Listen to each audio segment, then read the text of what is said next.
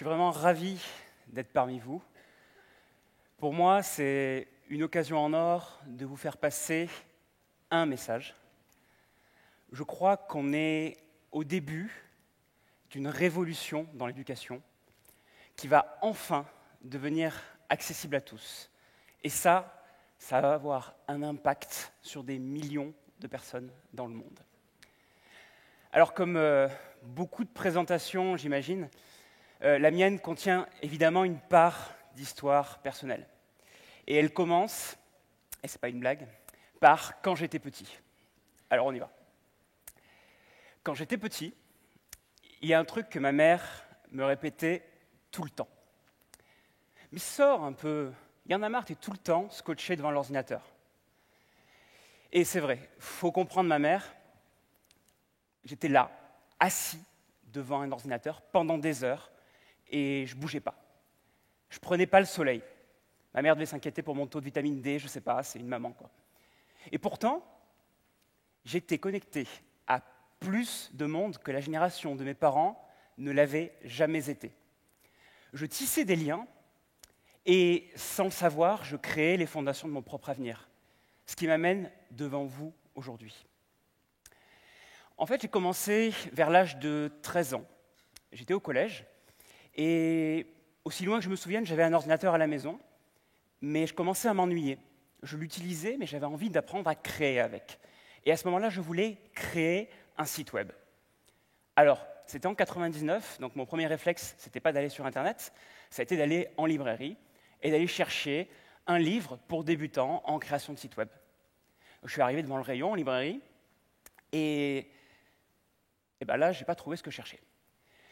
Tous les livres, et je ne plaisante pas, tous les livres, au 4e de couverture, indiquaient « Cet ouvrage est destiné à des professionnels du développement ». Et pour moi, qui étais débutant, à 13 ans, il n'y avait rien, évidemment. Alors, je ne me suis pas arrêté là, heureusement, et j'ai quand même pris un de ces livres, et j'ai quand même appris avec un de ces livres. Évidemment, il y a eu des problèmes. Et notamment, on retrouvait des fois des mots qui étaient utilisés en page 10 pour être ensuite définis en page 110. Des choses qui me paraissent aberrantes quand on le dit, mais effectivement, c'est ce que je voyais dans ce livre. Du coup, après avoir lu ce livre, je me suis dit, puisque je veux créer un site web, je vais créer un site web pour expliquer aux autres comment créer un site web de la façon dont j'aurais aimé l'apprendre. Je suis devenu un petit peu schizophrène. Je me suis mis à me parler à moi, à mon moi d'il y a quelques semaines, en disant « Mathieu, voilà ce qu'il faut que tu saches. Commence par ça, ça prend du temps. Là, si tu ne comprends pas, t'inquiète pas, ça va aller, ça va le faire. » Et puis, j'ai lancé un site comme ça en 99, j'ai appelé le site du zéro. Et au départ, évidemment, il n'y avait personne, à part quelques amis, mais qui en ont parlé à leurs amis, Et 17 ans plus tard, j'ai jamais lâché l'affaire, en fait. Et le site est toujours debout. Et il a plus de monde qu'il n'y en a jamais eu. Il y a environ 2 millions de membres sur ce site qui apprennent régulièrement. Le site s'appelle désormais Open Classrooms. Et on trouve plus de 1000 cours en ligne et des formations qui sont suivies par des personnes de tous les âges. Alors, j'ai la chance d'avoir découvert très tôt ce que j'aimais faire. J'aime enseigner. Pourtant, quand on pense enseignement, si je vous dis enseignement, je pense que la plupart d'entre vous vont imaginer un professeur sur un estrade qui parle à une assemblée, qui a un cours, et les étudiants, ils sont en face de lui, ils écoutent, ils prennent des notes. Et c'est une session, évidemment, d'1 heure précisément. C'est comme ça que ça fonctionne aujourd'hui. Et c'est comme ça que ça fonctionnait aussi il y a près de 200 ans. Il y a près de 200 ans, on avait la même méthode d'enseignement. Elle n'a pas changé. Et pourtant, le monde, lui, il a changé. Les technologies, par exemple, sont partout. Elles sont partout, mais pas dans la salle de classe. Et quand elles y sont, honnêtement, parfois c'est pire. On les retrouve, mais en parachutant des tablettes ou des tableaux numériques interactifs dans la salle de classe, en leur disant « Tenez, apprenez avec ça, vous serez plus intelligent ». Mais ce n'est pas comme ça que ça se passe. C'est pas comme ça que ça se passe. La technologie, ce n'est qu'un outil. C'est le tableau, c'est la craie. Tout dépend de l'usage qu'on en fait. La technologie, on me demande des fois si c'est une opportunité ou une menace? Je réponds, mais ni l'un ni l'autre, ou alors les deux. Tout dépend de l'usage que l'on en fait. C'est comme le feu, finalement. Le feu est aussi beau et utile que dangereux. Eh bien, justement, je considère aujourd'hui qu'on en est à la préhistoire de cette révolution dans l'éducation. Ceux qui imaginent une éducation en ligne pensent peut-être à des jeunes qui regardent des vidéos sur YouTube en boucle. Ok, mais en réalité, je peux déjà vous dire que l'éducation en ligne, ça va beaucoup plus loin. Aujourd'hui, quand vous suivez une formation en ligne, vous êtes accompagné par un mentor. Le mentor, c'est un expert du domaine qui vous rencontre par visioconférence, qui fait connaissance avec vous, qui analyse vos objectifs, le métier que vous voulez obtenir, et qui va s'adapter à vos besoins. Il va vous donner les objectifs pour la semaine prochaine, il va vous dire « lis cette partie de cours, essaie de faire cet exercice, et puis on se revoit dans une semaine ». Vous travaillez pendant une semaine, vous essayez de faire ce qui est demandé, et puis au bout d'une semaine, vous retrouvez votre mentor en visioconférence qui dit « alors, comment ça s'est passé ?» Soit vous avez bien réussi, et vous dites « voilà, ben c'est bon, j'ai compris, on peut passer à la suite ». Le mentor comprend, et du coup, permet d'accélérer, et vous allez finir la formation plus vite. Ou au contraire, si vous avez besoin de plus de temps, eh ben, il va passer plus de temps avec vous, dans une session de mentorat privée, et il va vous donner de nouveaux exercices, et vous allez reprendre jusqu'à ce que vous ayez compris. Ce que je trouve formidable dans ce système, c'est que des barrières, des frontières sont en train de tomber. Évidemment, on pense à la frontière géographique, parce qu'aujourd'hui, oui, un Français peut mentorer un Suisse, qui peut mentorer un Marocain, qui peut mentorer un Canadien. C'est en train d'arriver. Mais aussi, la frontière de l'âge est en train de tomber. Je vais vous donner quelques exemples. C'est le cas, par exemple, de Karim, qui est mentor, 27 ans, et qui mentore Florentin, qui est père de 2 enfants, en reconversion dans le développement web.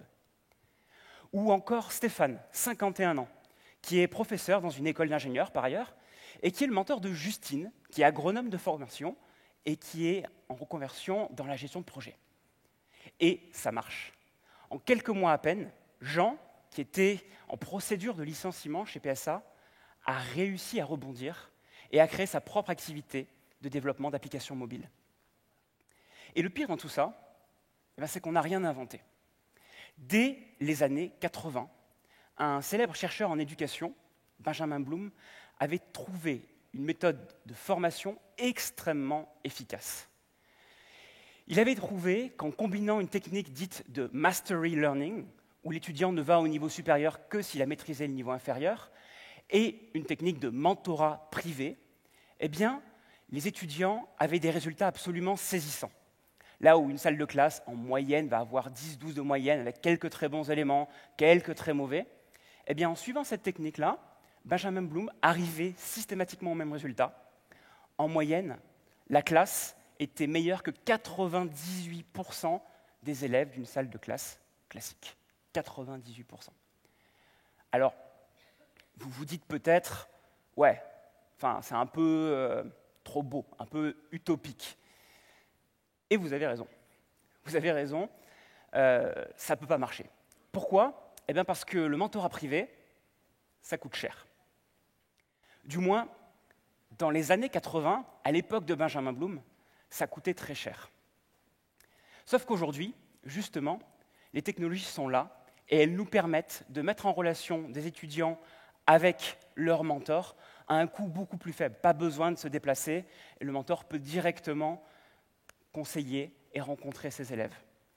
Et donc, l'impact, aujourd'hui, le rêve de Benjamin Bloom est possible. Il faut bien se rendre compte qu'à son époque, Benjamin s'était dit eh bien ça ne pourra jamais marcher, et du coup, je vais essayer de trouver d'autres façons de faire, mais il n'en a pas trouvé. Il est resté coincé là-dessus, et c'est devenu un célèbre problème en éducation qu'on appelle le Bloom's Two Sigma Problem, où il essayait de trouver des méthodes aussi efficaces que le mentorat privé, mais il ne les a pas trouvées. Et aujourd'hui, donc, c'est possible. Et ce que je veux vous dire aujourd'hui, eh bien, c'est que seule la technologie, ce n'est pas un outil magique. Seule la technologie, dans ce cas, n'aurait rien résolu. C'est en combinant un savoir-faire pédagogique avec un savoir-faire technologique qu'on peut arriver à des résultats absolument saisissants. Alors, voilà. Aujourd'hui, je considère qu'on en est à l'aube, aux prémices de cette révolution dans l'éducation. Aujourd'hui, il commence à être possible de former un très grand nombre de personnes, des millions de personnes, c'est ce que je vis au quotidien, et d'avoir un impact énorme sur la vie de ces personnes pour pouvoir enfin que celles-ci trouvent un emploi. Le futur de l'éducation, le futur du monde et de nos générations qui viennent est absolument magique. Et j'espère que vous aurez envie de le rejoindre. Merci.